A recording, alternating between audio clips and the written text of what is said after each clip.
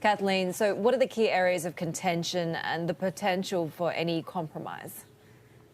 Well, I'd say, going into this, I think everybody realized the two big areas of disagreement would be the Republicans' plan, particularly Mitch McConnell, Republican Majority Leader, saying that the virus lawsuit protection for businesses and schools is something very important to his plan. Democrats, of course, are very much attached to maintaining $600 a week in those federal unemployment checks, and it became very clear after the Tuesday with Mnuchin, the Treasury Secretary, and Meadows, the White House advisor, meeting with Republican senators in the morning. They have to hammer out those internal differences, and then with Democrats in the afternoon.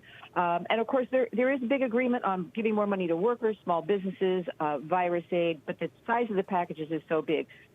GOP says $1 trillion max. Democrats say at least $3.5 trillion is needed. And McConnell insisting, some are saying he's actually drawing a red line on keeping the virus protection in the bill. That's going to be a big sticking point. Nancy Pelosi said, hey, it wasn't a good way to start the negotiations.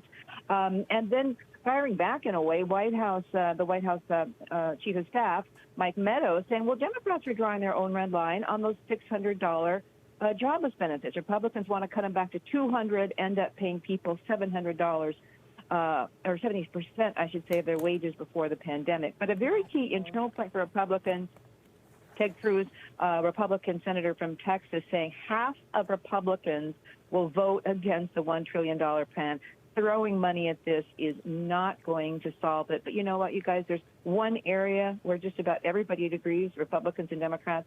Nobody's in favor of President Trump's idea to spend $1 billion to rebuild FBI headquarters in Washington.